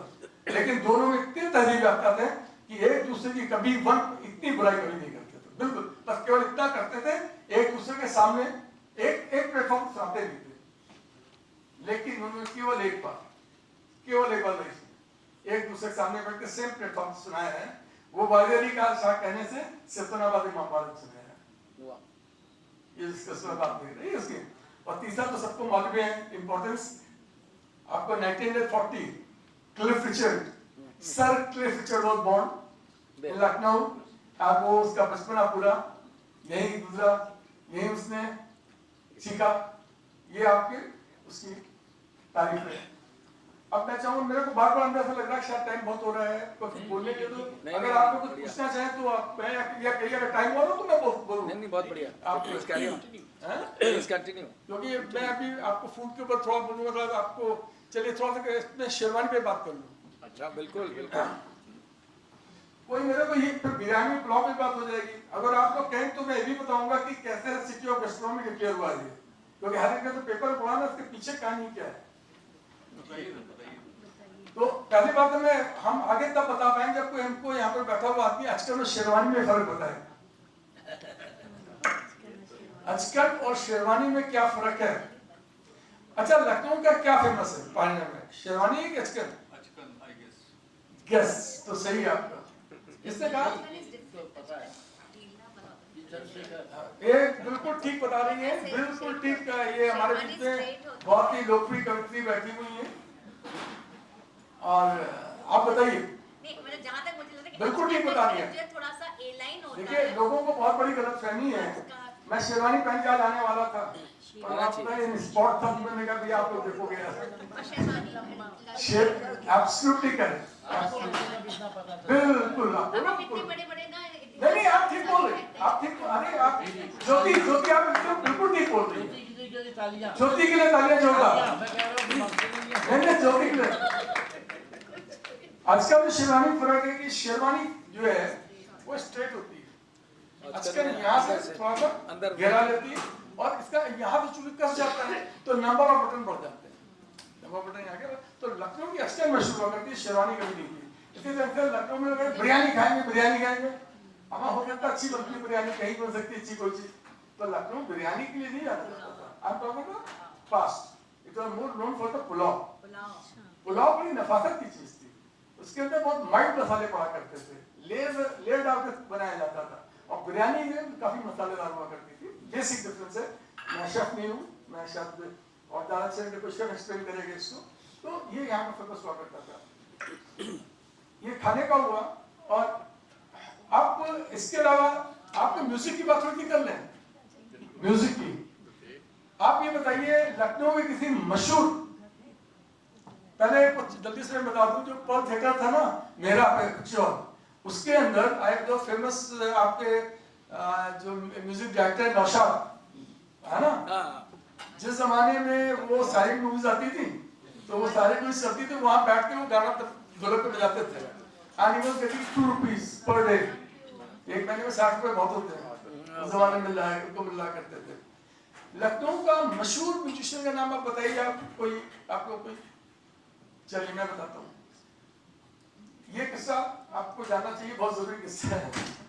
सोसाइटी के अंदर जितने भी स्कॉलर्स बैठे हैं, ये लोग तो स्कॉलर जो सामने मैं सबने बुजुर्ग कहते तो स्कॉलर हुए नहीं होंगे। ये हमेशा एक आदमी के दिमाग में बात रहती है, एक तरफ है कि मैं बिजनेस करूँ तो मैं बहुत, या नौकरी अच्छी करूँ तो बहुत पैसे कमाऊंगा, और आर्ट एंड कल्चर में हिंदुस्तान में पैसा ना पहले था ना आज है। आर्ट एंड कल्चर में आपका नाम बहुत हो जाएगा, पर जैसे ही यहाँ से उतरेंगे ना, फिर आप कहेंगे मेरी स्कूटर कहाँ है, तो जो सुनने वाले हुए अपनी BMW में और बड़ी बड़ी गाड़ियों में जाएंगे। ये दुर्भाग्य से आज भी यही है, दुर्भाग्य से भी आज यही है। तो उस समय भी वही था। तो यहाँ पर एक बहुत फेमस सोच खवान होता था, उसका नाम था हैदर अली, हैदर खान कहते, सॉरी हैदर खान उसका नाम। Haider Khan was such a great singer कि नेवर केयर कि आप क्या हैं कि नहीं, इसको पूरा इंडिपेंडेंट डिक्लेयर कर दिया था कि define that Mughal authorities that independent है, किंग डिक्लेयर कर दिया। और थोड़ा सा आपको इंडियन हिस्ट्री के बराबर से रीजनल हिस्ट्री थोड़ा ऊपर ले चले हम। 1890 द सेम ईयर जब सिंगापुर ट्रीटी हुई थी, सिंगापुर ईस्ट इंडिया कंपनी ने खरीदा था, और 1890 इज द सेम ईयर जब क्वीन विक्टोरिया पैदा हुई थी लंदन में। ठीक है। तो आप जैसे 1922 मतलब 22 में ग्रांड आता तो यूएसएसआर भी 1922 में बना था, है ना। I am paid for it, अभी बहुत पैसे देने जा रहे हैं तो इसलिए याद हो जाता है। पैसे देके भी याद कहाँ होगा। तो मैं बात कर रहा था उसकी, तो ये गाजी हैदर किंग हो गए थे बादशाह, इसीलिए आप अक्सर देखिए कभी नवाब कहते हैं और कभी बादशाह कहते हैं। आप देखते हैं बादशाह वाले भी कहते हैं अक्सर, कभी नवाब कहते हैं, इसीलिए यही कंफ्यूजन है। Wahid Shah was the only person जिसको अंग्रेजों ने ये टाइटल किया था कि उसके बाद भी वो नवाब अपने आगे बादशाह लिख सकता था, हाँ, दूसरा कोई भी। और उसका जो प्रीवी पर्स था कोई विक्टोरिया से ज्यादा था, ये आपको बता दें। अभी चूंकि बोलने के लिए बहुत चीज होती है ना, फैक्ट से 10 इधर निकल गए वाली बात है, तो मैं भी आ गया आपको से गाजी हैदर पे। तो गाजी हैदर के लोगों ने बताया था वो बहुत बढ़िया गाता है हैदर का, बोले बुलाओ। अरे यार वो इतना बड़ा सिंगर बेचारा अपने में मस्त रहता था, भुखमरी जीना बढ़िया खुश रहना, तो वो इससे किसी का बोले नहीं हम मतलब कोई एरोगेंस नहीं थी, नहीं जा रहा था। एक दिन गाजी हैदर, और जो मैं फैक्ट आपको बता रहा हूँ, ये किस्सा कोई का स्टाइल है, पर इसमें से जितने फैक्ट्स आपको बता रहा हूँ that is being voiced for the majority of the historians. हो सकता है कि इसमें एग्री ना करें, पर majority of the historians agree। तो वाहिद शाह अपना घूम रहे थे नदी किनारे, दरिया किनारे घूम रहे थे, तो लोग बताया साहब ये घूम रहा है वो भी हैदर, उसको हैदरी कहते, श्री हैदरी कहने लगे, सिंगल हैदरी। अच्छा। वो घूम रहा है यार उसमें यहीं पर, तो बोले बुलाओ, तो लोग गए समझा घेर जाके उसको लेके आ गए। जब उसको लेके आ गए तो हैदरी साहब के सामने खड़ा, सुनिएगा बड़ा मजेदार किस्सा। जैसे खड़ा होते हैं मतलब भाई जैसे आप खड़ा होते हैं तो हैदरी का वो हैदरी सॉरी वायरल कर रहे हैं, हाँ आप गाजी हैदर, तो गाजी हैदर कहते हैं अरे भाई हैदरी हमने सुना तो बहुत अच्छा गाते हो, कभी अपना गाना हमको भी सुनाओ। नॉर्मल पर्सन इधर क्यों नहीं सुनाएंगे, आपको भी सुनाएंगे, पर हमें मालूम नहीं आपका मकान कहाँ है। अब बादशाह से कह रहा आपका मकान कहाँ है मालूम नहीं, बोले चलो तुम्हें दिखाते हैं। वो जाकर के बगल में बैठ गया बगी पे। अब बताइए बदतमीजी, आप बगल में बैठो, पीछे जाओ कहीं बैठो जाके, उसको लेके आ रहे थे। अच्छा वो बेचारा अपना सहज आदमी, वो आज भी देखिए जो स्कॉलर होता है आप देखिए वो अलग ही होता है ना, उसका घर भी बहुत गंदा होता है, जो कि तुम्हें बोल रहा हूँ सफाई में नहीं होती है, फॉर योर कंजम्पशन होती है हमने तुम्हारे। तो अभी अरे यार मैं we know each other for the last 4 decades, more than 4 decades। तो वो वहाँ जा रहा हूँ, आते वो यहाँ इसमें थे आपके छतर मंदिर में, छतर मंदिर थोड़ा पहले वो रुक गया, बोला मैं नहीं जाऊँगा। बोले क्यों नहीं जाओगे, क्या हो गया? बोले पहले प्रॉमिस किए कि हमको भलाई खिलाएंगे और पूरी देंगे। चलो यार दे देंगे। वहां पहुंचता है, कुछ स्टोरी भलाई कहते हैं, कुछ पूरी कहते हैं, कुछ और अधिक खाने पीने की चीज करते हैं, अलग अलग वर्जन से। जब वहां पहुंचते हैं तो जैसा ही होता है, ये भी मूड में था, इतने बढ़िया गाना शुरू कर दिया फर्स्ट क्लास। जब ये गा रहा था, गाते गाते अचानक सब लोग गुड सिंगर जैसे गाते अच्छा गाना गाते हैं, सब लोग खुश हो जाते हैं। तो उसने अचानक उसने रोक दिया गाना। क्या वो क्यों रोक दिया? तो बोलता क्या कि आप नवाब साहब से, गाजी हैदर से, ये जो हुक्के में आप तंबाकू पी रहे हैं, ये किस दुकान से लाते हैं? ये कहानी आई है, पागल आदमी कहीं कुछ कह रहा है, कभी कुछ कह रहा है। तो उसको नवाब साहब ने कहा कि भाई, गाजी हैदर ने कहा कि यार ले जाओ, उसको हुक्का का पिला दिया, उसको ले गए। जब हुक्का भी नहीं जा रहा था, नवाब साहब वाज कंज्यूमिंग लिकर, वो अपना दारू पी रहे थे। By the time he comes back, so now Gazi Haidar was in his element. No, he had become the Basha. मैंने कहा देख हैदरी, हमने सुना है जब तुम गाते हो तो people go in trance, Urdu में से लजहाला करके बोलते हैं, people go to trance। अगर तुमने इतना अच्छा नहीं गाया, that I should go, I go to the trance, तुमको गुप्ती में डुबो दूंगा। इसको जब मौत आती तो सबको समझ में आ जाता था, वो साहित्य आर्ट कल्चर और पैसा कौन से किनारे होता है, पर जान बचाना सर्वाइवल इंस्टिंक्ट के अंदर होता है। भैया उसने कुछ चीतों में गाया, उसकी किस्मत भी अच्छी थी, उसे बढ़िया है, मजा आ गया। गाजी हैदर को, गाजी हैदर ने कहा बोलो मांगो, तुम क्या मांगते हो? तो उसने कहा, उसने कहा आप देंगे? बताइए कोई पूछता है ऐसे, बादशाह से कहता देंगे? तो कहा हाँ, 3 बार हाँ कहलाया, देंगे देंगे। बोले दोबारा ना बोला बताइए कि बुलाने के लिए कभी इट इज नॉट टाइम। तो उनको बात आलू वालों को दोबारा क्यों नहीं बुलाइएगा?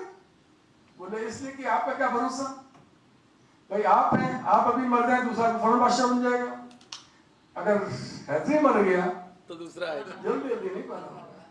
अब इतना बादशाह दूसरा आई जाएगी कि आप मर जाए।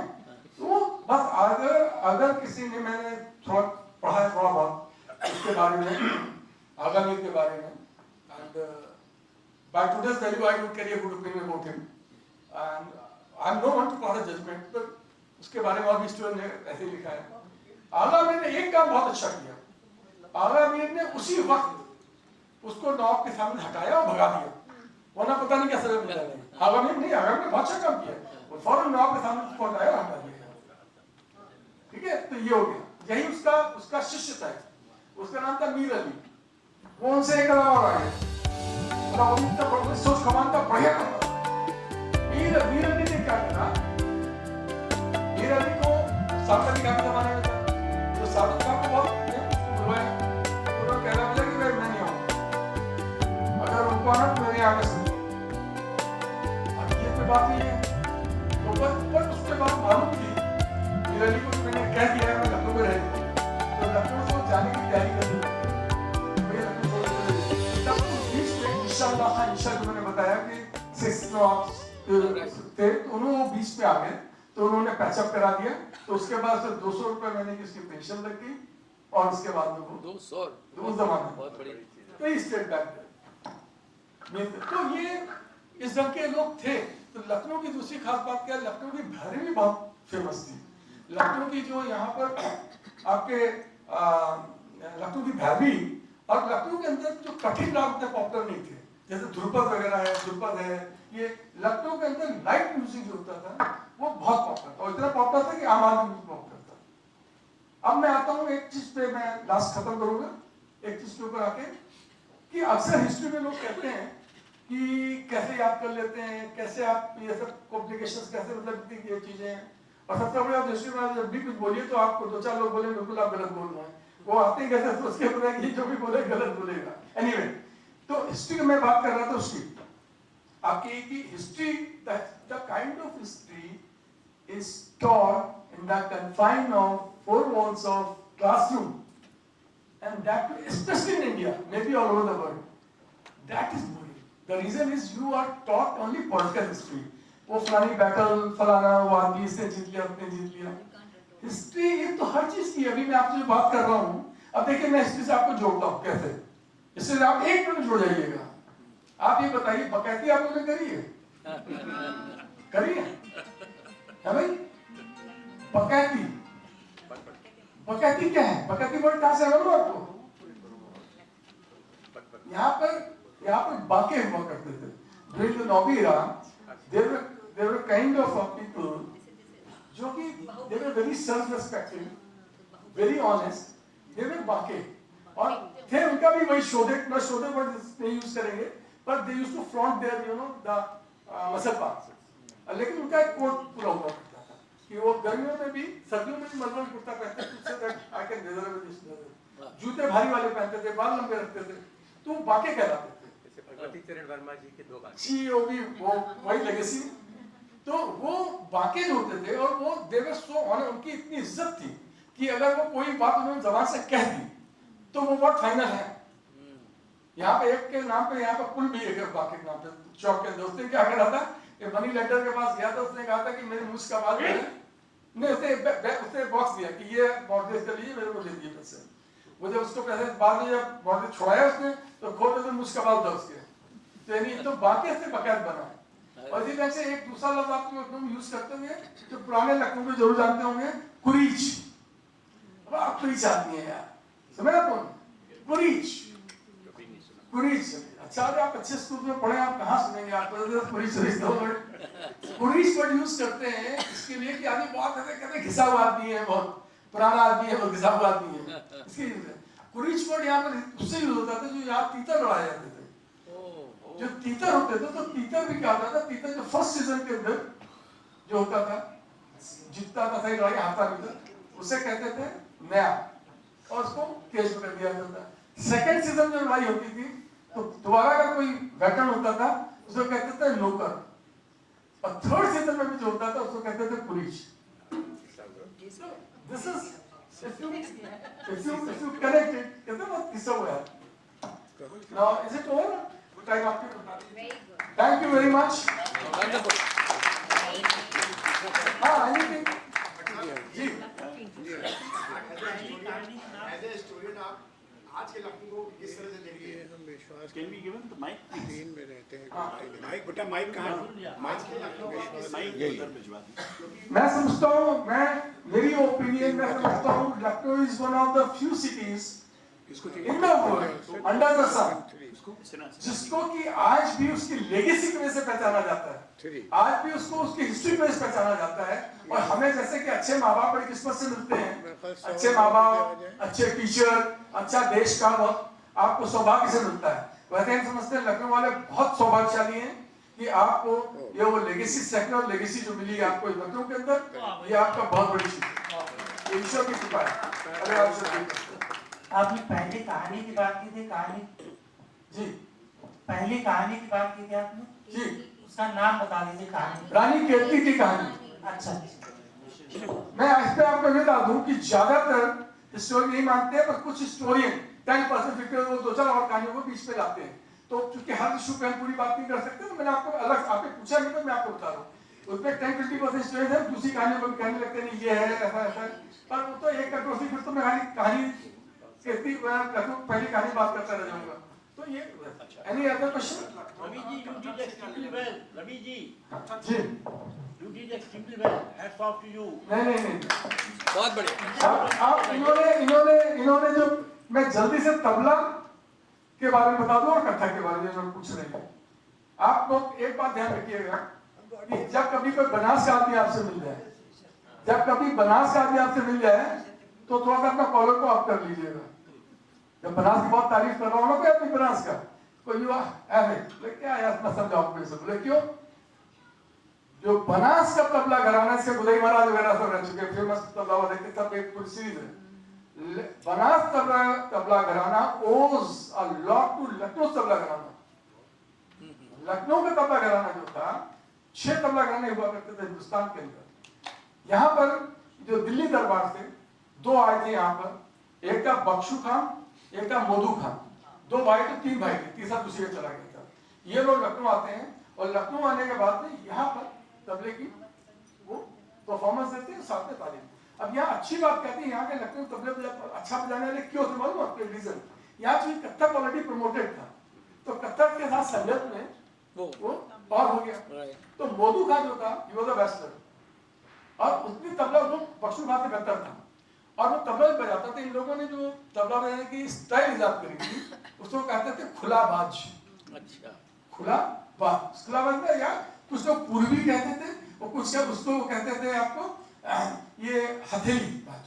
तो ये तबला जो बजाते, तबला बजाने वाले जहाँ पे है कोई तबला बजाने वाला, आई एम सेफ। जो तबला ज्यादा उंगली का ज्यादा कमाल होता है, लेकिन लखनऊ तबले घराने के अंदर ये जो है ना, इसका भी कमाल होता था, इसलिए इसको खुला बाज कहा जाता था यहाँ पर। अब हुआ क्या कि तबला बजाने वो यहाँ पर चूंकि कथक का भी प्रमोट हो रहा था, तो इन लोगों को बहुत मौका मिलता था संगत का। तो ये लोग पारंगत हो गए। पारंगत होने के बाद में उसने पता नहीं किस बात में लखनऊ के आर्टिस्ट नाराज हो गया। मधु का वो क्या, मैं लखनऊ किसी तबला सिखाऊंगा, किसी को नहीं सिखाऊंगा। उसके बाद में वहां पर राम सहाय करके एक था लड़का बनास का, उसके फादर उसको ले आए, बोले मैं सिखाऊंगा नहीं। बोले तो हम बनास के रहने वाले लखनऊ के नहीं है। बोले फिर तो उर्दू में सिखाते हैं। राम सहाय later on he became the promoter of Banas tabla घराना, और उसका भाई जो था वो कथक घराना वहां का जो है जगदीश प्रसाद, बनास तबला घराने का, बनास कथक का वो प्रमोटर है वहां का। और एक बात कथक हंडिया से शुरू वो तो हंडिया तो ये है ही, तो है ईश्वर वो एक तो क्या कथक क्या वाजिद अब एक बात आपको Ali Shah was also known for Kathak और भारतनाट्यम। ही वाज वाजिद अली शाह कथक के बारे में थोड़ा सा बताएं। तो कथक पहले मिर्जा गालिब की बातें बताते हुए थोड़ा बताऊंगा आपको, भूल जाता है बता दो। अगर आपसे पूछा जाए कि सबसे मशहूर शायर उर्दू के कौन है, तो आप लोग नाम लोगे फटफट। पहला मिर्जा गालिब, है बिल्कुल बोली। मीर मीर तकी, मीर अनीस, आतिश, नहीं लखनऊ की बात करें, दूसरा लखनऊ का नहीं है। आपको मालूम है एक होता है पॉपुलर बिलीफ, पॉपुलरली भी एक्सेप्ट की बहुत अच्छा है, मुझसे कुमार विशाल से अच्छा कोई कभी नहीं है, क्योंकि पॉपुलर उसकी अपनी है वो अच्छा पॉपुलर फील है। पर जो लोग खुद जानते हैं किसी चीज को, उनकी अपनी राय अलग होती है। एक होती है मास, एक होता है जैसे आपसे पूछा जर्नलिस्ट कौन अच्छा है, तो शरद भाई बताएंगे यार ठीक है बहुत लिखता रहता है, लेकिन असली तो वो है। गलत तो नहीं कह रहा हूँ।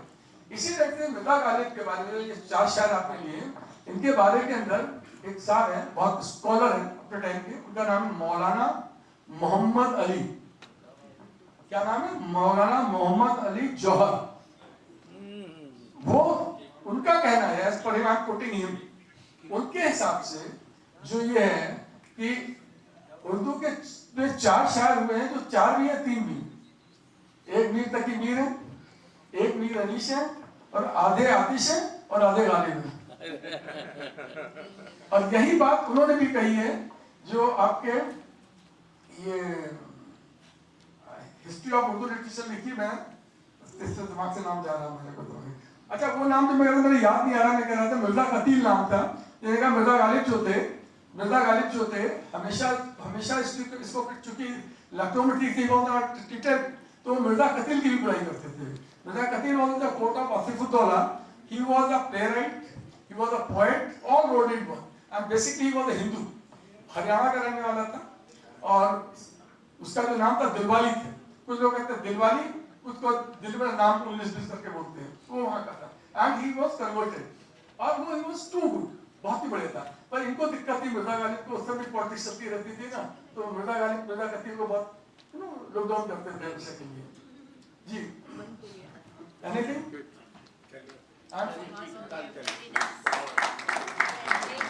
Thank you very much for this lovely. Lucknow के एक और मजाज का भी बहुत नाम है। मजाज में पेट्रोल कॉलोनी में, हाँ मैं तो अभी हल्के हैं। हाँ। फिर मैं आपको किस्सा बताता हूँ, जोश मलियावादी का सुनाता हूँ कि अमीर मीनाई। हाँ जोश, वो किस अलग बताया, आइए मेरे घर आइए बैठ के आपको सुनाते हैं। मजाज के बड़े इंटरेस्टिंग किस्से हैं ना। Thank you so much, Ravi Bhattji. It was very enlightening to listen to you, and a big round of applause for him. May we request Mr. Raji to please give a small token of appreciation to Shri Ravi Bhattji from the club. Yes, Mr. Thank you. A big round of applause. We should give him a standing ovation. Yeah, standing ovation for him. Yes, we should give him a standing ovation. Thank you sir भाई।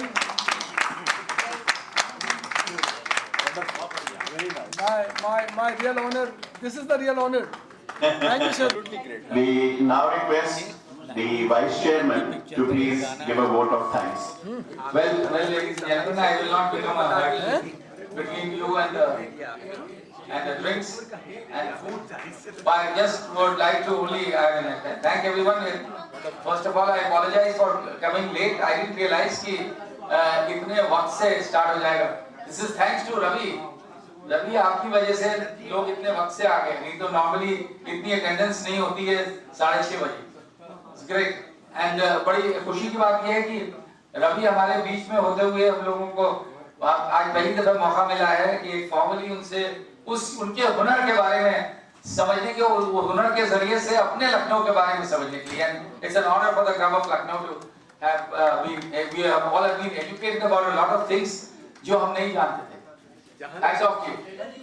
जहां न पहुंचे कभी वहां पहुंचे रवि। वहां बहुत बढ़िया, बहुत क्या बात कही आपने, क्या बात कही।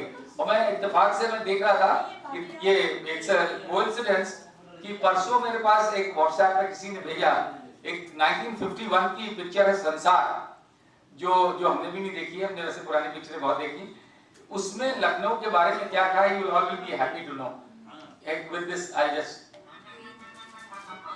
रानी चल लखनऊ चलो मेरी रानी का पानी बिगड़ा। पहली लाइन सुनिएगा।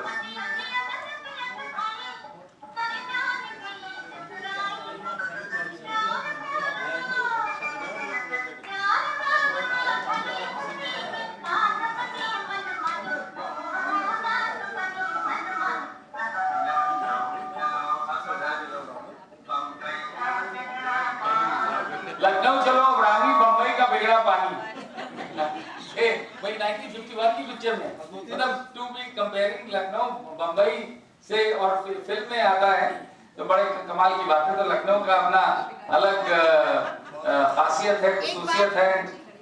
अब इसके बाद अगला प्रोग्राम ये होगा कि लखनऊ का पानी कैसे बिगड़ रहा है, उसके लिए हम सुना चंद्रशेखर सुनाएंगे, बिल्कुल चंद्रशेखर। अच्छा पानी की बात करें, बिल्कुल बिल्कुल आप जो बिगड़ रहे हो कैसे अच्छा किया जा सकता है। तो thank you all of you on behalf of the club of Lucknow में सबका बहुत बहुत शुक्रगुजार हूँ कि सब लोग आए, इतनी तादाद में आए, इतने वक्त से आए, एक्सेप्ट मी जिसे वक्त से आना चाहिए था। और आज का दिन रवि जी, आज का दिन लखनऊ क्लब ऑफ लखनऊ का इतिहास में लिखा जाए। ये तो ऑफिशियल वोट ऑफ थैंक्स दे दिया है, लेकिन आज के जो कार्यक्रम के जो संचालक थे हमारे उमेश अग्रवाल जी, उनको भी हम एक टोकन ऑफ आवर अफेक्शन देना चाहेंगे। मैं अंसारी साहब से रिक्वेस्ट करूंगा, उमेश भाई एक टोकन आपको भी अंसारी साहब को हम ये बोलने वाले कैमरा में फोटो हमने देख रहे हैं कि साधना एक मिनट खुलागी जी, उमेश भाई का सम्मान हो रहा है, उनका अभिनंदन। बहुत बढ़िया, thank you so much Umesh भाई। और अब आज हाँ भाई राजीव भाई